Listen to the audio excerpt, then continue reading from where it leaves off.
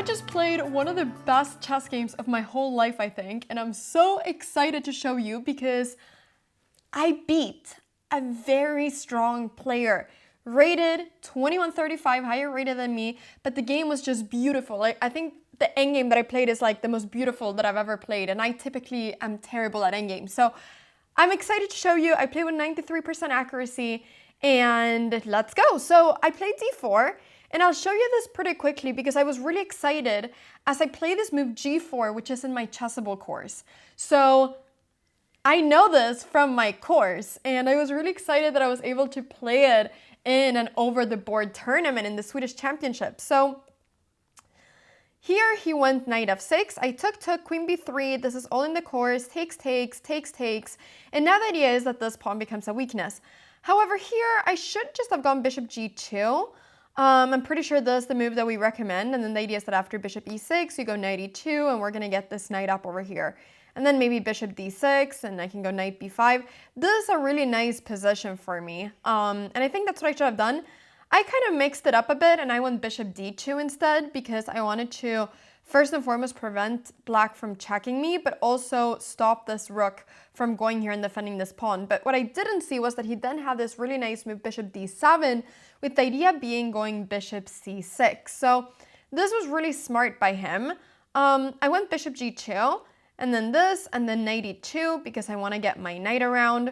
He brought his knight up, and now I went knight f4. But this was like a position, it was very positional, it was like slow maneuvering.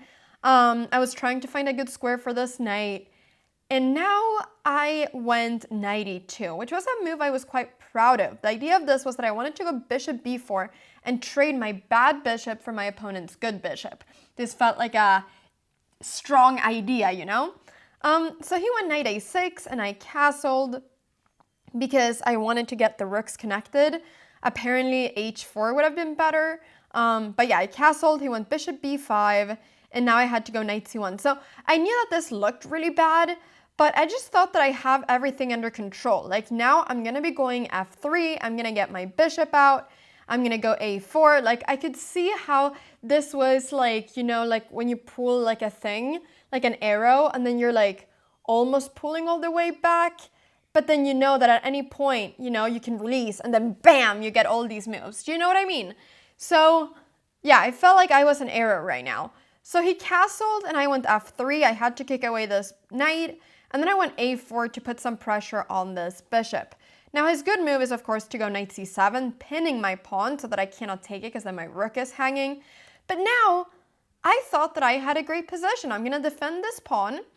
And here I spent some time thinking, and I found a really nice move, I think. Bishop h3, simply to create a bit of a weakness here with g6. And now I went rook a2, which I thought was so nice because the idea is that now I'm threatening to take the bishop because now my rook is protected. So he has to move the bishop, and he went bishop a6, which was a good move. And now I went rook c2 because I wanted to ensure that after he moves his knight, I can go rook f2 and I don't lose control of this c file. So this I thought looked really good. He ended up trading here, which I was very happy about when he traded because it felt like we were releasing some tension, like we were pulling out, the arrow was getting thrown, and that's nice because sometimes when the arrow is being bent, like a lot of things are happening, there's a lot of tension. But now it just felt a bit easier. So he went rook c7, and here I was able to trade off these rooks and then finally go bishop b4. Another idea I had was to go rook c2, but then I thought that maybe he can go rook over here, and I didn't know if I wanted to keep this bishop. I thought maybe I want to keep this bishop, but I also thought it would be nice for me to trade these off. And then I actually thought I was in a way better endgame. Like, I tricked my brain. I told myself, Anna, you're winning. Why am I winning? Nobody knows I'm not winning. Like, but I told myself I'm winning because I wanted to play as good as possible. And I wanted to kind of manifest the win, which is crazy because it's a completely equal position, but I really believed in myself this game. So I went rook c2, threatening the knight. And I actually think that the reason I was playing like this was because Sweden lost against France in a terrible way. Well, I don't know, in a terrible way. I mean, it could have become worse, I guess. France was very good. But I just told myself, Anna, you gotta represent Sweden. play your best chess. Like, really, imagine your France in football. Like, just come on, go for it. Like, win an equal position, find weaknesses and nothing. Like, just play the best chess. And I think I really took my chess to an extra level because of this motivation. So king f2, and now I moved my knight back. I wanted to find a good square for the knight. And I mean, I'm gonna show you these moves pretty quickly because the game is 82 moves. So, but I'm really happy here because I went a5, and now the idea is that I'm kicking away this pawn. So I'm creating this square for my knight. So he went king d6, I took, then I went rook c5. I was trying to somehow get something, but I didn't really know exactly what my plan was.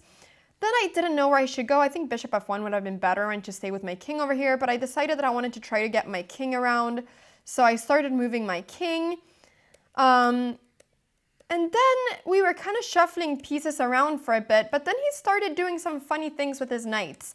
And I just thought, okay, his knights are not so good. Like, now it feels like I have something. And after knight a5, I had to find what is the best square for my knight. And so I was thinking knight e5 or knight b4. I spent a lot of time thinking about these two options. I was also briefly considering going rook here, but I wasn't sure. And I ended up going knight e5, which apparently was a mistake, because he has to go rook c7. Now, I thought the rook c7 was his best move, but I literally got blinded by my own brain, and I thought that here I would have check, king here, rook takes, knight g5, h6, and then what was I thinking? Oh, knight check, king here, knight f4, and I'm winning or I thought I'm winning like a pawn, or I'm making this pawn super weak. So I was like, oh, this is winning for me then. But then I realized that, wait, rook c7, I cannot go for the check, which is a very important check to get my knight to g5. So actually, maybe this becomes a draw if he goes rook c7 there. But he didn't. He went rook e7, and I went h4. And now I decided to play for a new idea that I found, which was to go well, first I went f4 to prevent this pawn from pushing, but then I went h5, which is an idea I'm very proud of. So I'm sacrificing a pawn, but my plan is to eliminate the defenders of this pawn and just make these pawns really weak, then get my king to e1 and get my rook to the other side of the board. So this is what I was really excited about. So g takes h5, I traded off these knights, and now I went king e1.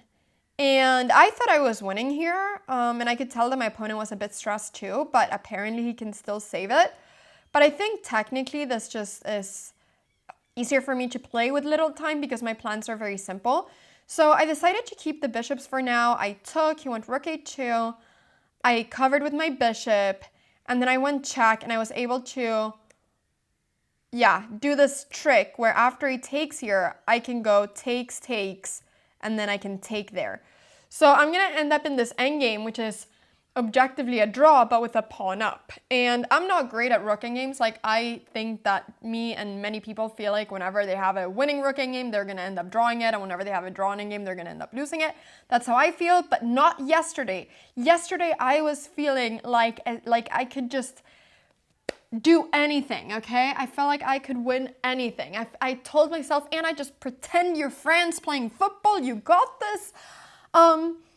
It was to the point where I wanted to play with my Sweden shirt during the game. Like, I wanted to bring the Sweden shirt to the game because I was so sure I was going to win the game because of the way I was feeling. And I wanted to represent Sweden while I was winning, but I didn't in case I lost because then I thought it would be a double loss.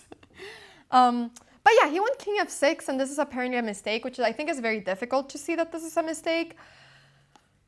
But the problem here is that I can go check, which is the only move to force the king to go back, and now my king is going to be very fast. So what my idea was basically stay here with my rook so that this rook has to stay there defending this pawn and get my king up to c4. But then I realized that, okay, probably his king will have to go here, but then I just thought my plan has to be to go d5, get my king up over here, defend here with my rook, and then push this pawn to promotion or win this pawn and have 3 passed pawns. Like, to me, these ideas were very clear. So I thought, okay, this, I can just go there, rook b2, I bring my king up, and now I went king c3, and then I finally went d5. So now my king just has to go up, I thought, and okay, I need to be a little bit careful, but I found this idea of going rook e6 check to cut off the king, because now if he goes king here, I can go rook there and I win the pawn. And if he goes king there, well, then I can go rook e5, and now this king will be cut off and I'll be able to push this pawn. So I started pushing the pawn, and I had to be a little bit careful to not well, actually, I probably didn't have to be careful, but I thought I had to be careful. I went all the way here, and then he did a really funny thing, which is that he went rook h1, where the point is that if I go king e8 to promote, he actually has a checkmate in one. Yeah, but of course, I just went rook b5, and then check, and then I got my king out, and then finally, my opponent resigned because there was no way of stopping the promotion. If he goes rook check, I will just, in this position, if he goes rook check, I will just go king b7, and there is no way of stopping my pawn from promoting. So my opponent resigned, and I ended up winning the game. And I was really happy. I was the last game in the whole playing hall standing. I played chess for over 5.5 hours.